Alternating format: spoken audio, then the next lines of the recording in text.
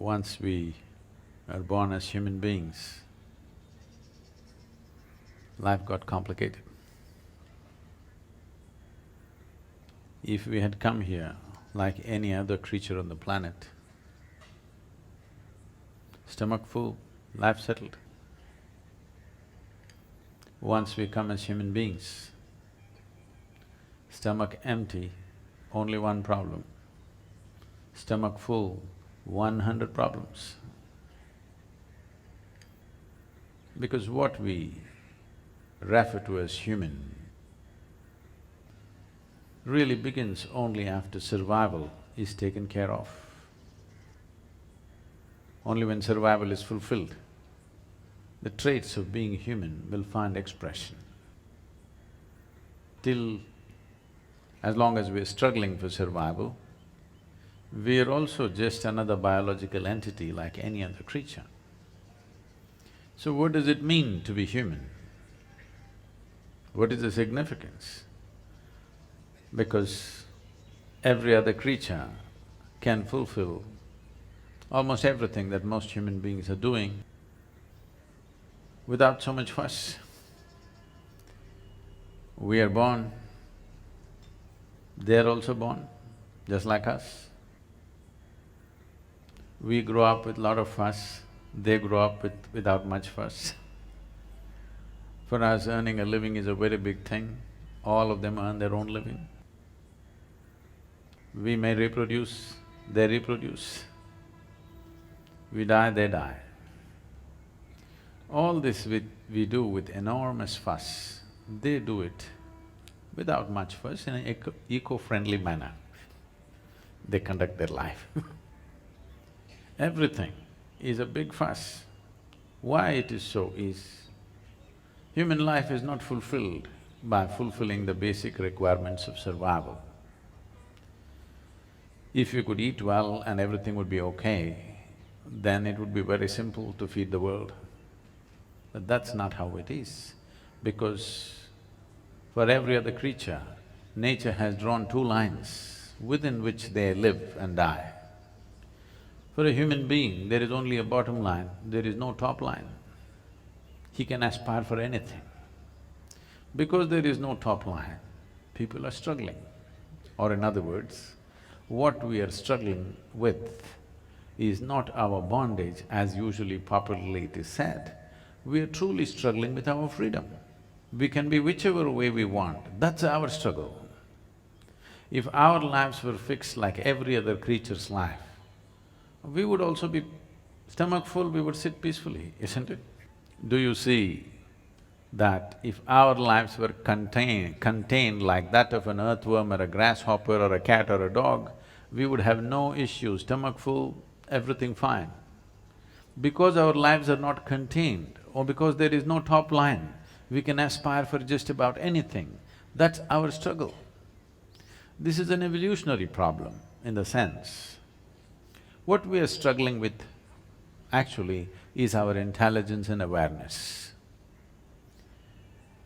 Probably some scientists have been suggesting this, that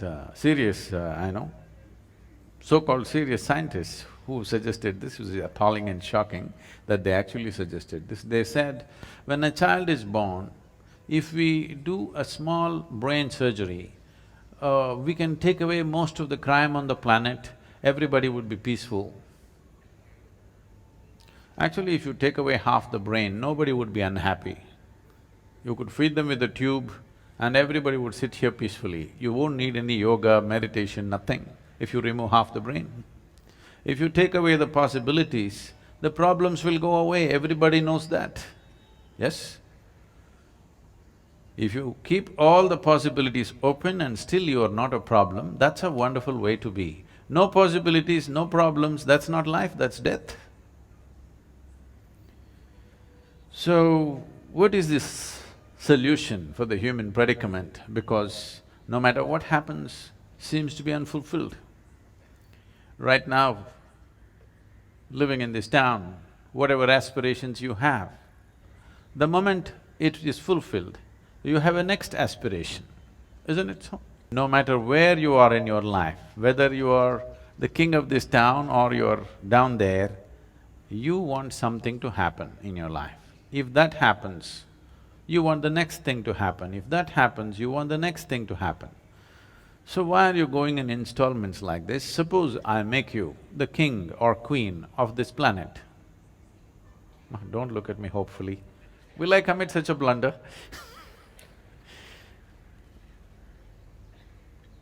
Suppose we make you the king or queen of this planet.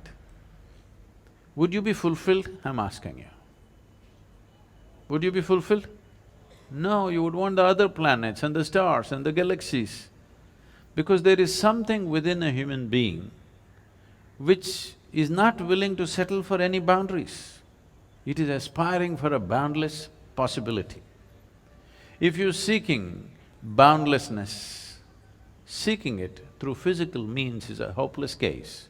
Your aspiration is fantastic because if you really look at it, sitting here, if you really look at it, suppose right now you become the king of this planet, you were not satisfied, we made you the king of the solar system, not satisfied, we made you the king of the universe, not satisfied. If you really look at this, what you're aspiring for is infinite nature. Your aspiration is fantastic, but the means is miserable in the sense. Suppose you're driving your car today and you saw the moon and you felt like going there. Sometimes the advertisements are so exaggerated, they told you if you really floor the accelerator, it will go to the moon. If you try very hard, you may go beyond the moon, but you will not go to the moon. Yes or no?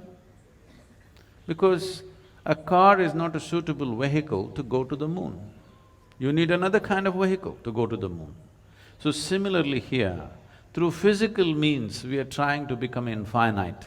Its aspiration is wonderful, but the vehicle is miserable because the nature of physicality is like this. Physical means it comes with a defined boundary. Only because there is a defined boundary, we can call this a physical body. If I take away all boundaries of this, can you call this a physical body if it is everywhere? Physicality means the fundamental nature of physicality is a defined boundary. Without a boundary, there is no physical nature. But right now, there is something within you which is constantly aspiring to break the boundaries. Just look at yourself and see. Suppose we imprison you in a 5x5 cubicle, you will be very miserable. Tomorrow we announce your liberation and release you into a 10x10 cubicle. It will be wonderful for a day, but again you'll feel miserable. Then day after tomorrow we'll release you into a 100x100 cubicle. You will feel great for 3 days. Again it's the same thing. What I'm asking you is, it doesn't matter how big the boundary is. The moment you realize there is a boundary, you want to break it. Yes or no? This is the nature of the human being. It doesn't matter, all kinds of pacifist philosophies have been taught, be content with what you have, don't aspire for more than what you know, do not all kinds of things. It's not worked for a single human being. It only works when you're sick or when you're dying. You're sick and down today, if I tell you, you should not aspire for anything, be satisfied with what you have, you will say, yes, anything is okay, just get me well.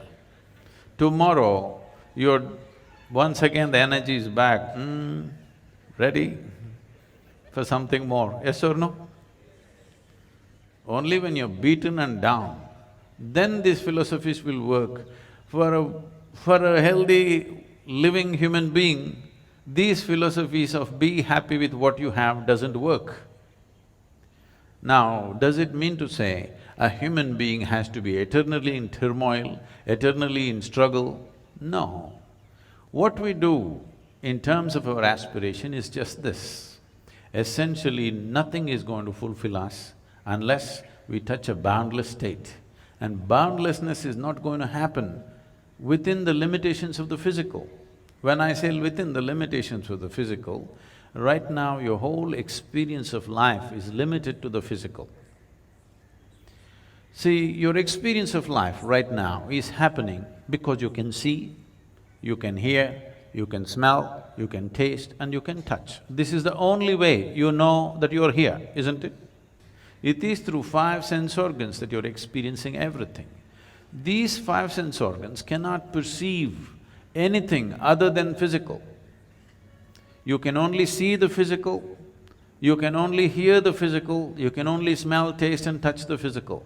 That which is not physical is not within the ambit of these five sense organs.